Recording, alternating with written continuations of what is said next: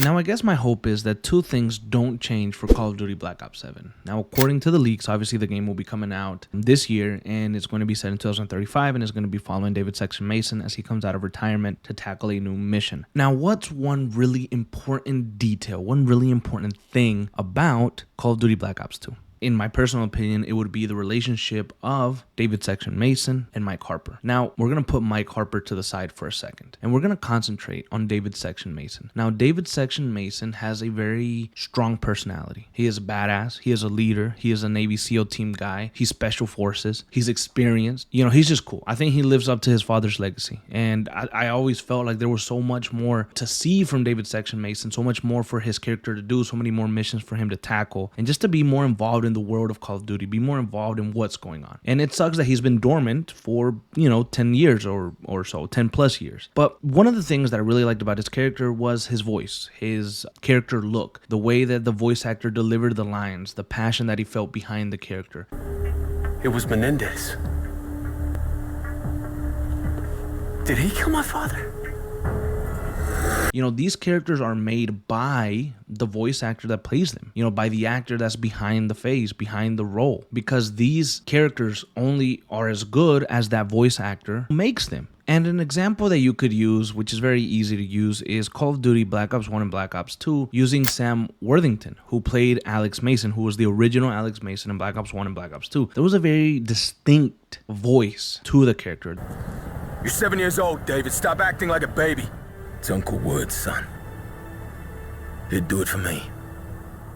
There was something very distinct about him. And you associate that voice with Alex Mason. It sounds iconic. He delivered lines in a very cool way. But then you move on to Call of Duty Black Ops Cold War, and you see Chris Payne Gilbert plays Alex Mason. Now, there's a difference in the voices. You can tell that it's not Alex Mason from Black Ops 1 and Black Ops 2. How's that for civilized? We kill the people but preserve the buildings.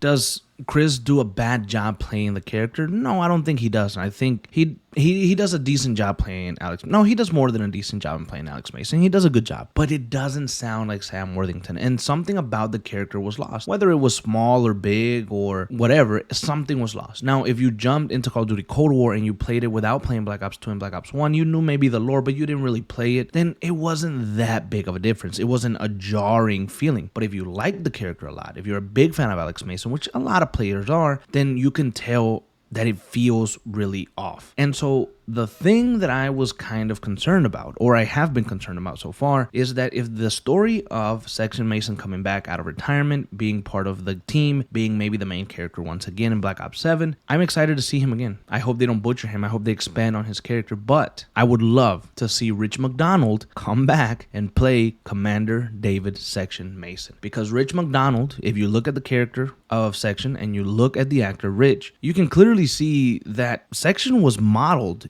a little bit, at least, after Rich McDonald. You could see it in their face, and his voice provides such a great feeling to the character. And it would suck to not have him back. It would suck if he got recasted, because obviously he wouldn't sound the same, and that shit would just throw me off so bad. And I think it would throw off a lot of you guys. If you're not gonna bring back the original actor, I almost don't want David Section to come back. And the same thing would apply to Mike Harper. Now, Mike Harper is played by Hollywood star Michael Rooker. He's a legend. He's old school. He's a badass. Everybody knows him. Very famous. And maybe it would be harder to bring him back because maybe he's more busy. He's doing other things. Who knows if he'd want to revisit a character that he hasn't played in such a long time. Or maybe he'd be game for it. But two things would prevent this from happening. Firstly, we don't even know if Mike Harper truly survives the end of Black Ops 2, right? Canon ending. We can all kind of say, oh, this is the canon ending or that one is, but we don't really know yet until we get confirmation. So if Mike Harper's dead, then obviously Michael Rooker's not going to come back. But the second thing is, let's say that Mike Harper does survive, but Michael Rooker doesn't want to come back to the character. If you look at Mike Harper and you look at Michael Rooker, there is a certain look to the character. Clearly, Mike Harper was modeled a little bit after Michael Rooker, and the voice acting, so unique. It has a certain roughness to it. You feel it it, and you want to have both Rich McDonald and Michael Rooker together. You want to have them together. You want them doing these missions together. You want that connection back. You want them to conversate. You want these original actors. And so I was just thinking today, like, what if they don't bring these characters back? What if they don't bring these voice actors back? It would be such a disservice. And I fear that that may happen because they had no reason to recast some of the characters that they did for Cold War. Although Cold War was basically a sequel to the Black Ops games, it felt like a very, very, very soft reboot. You got basically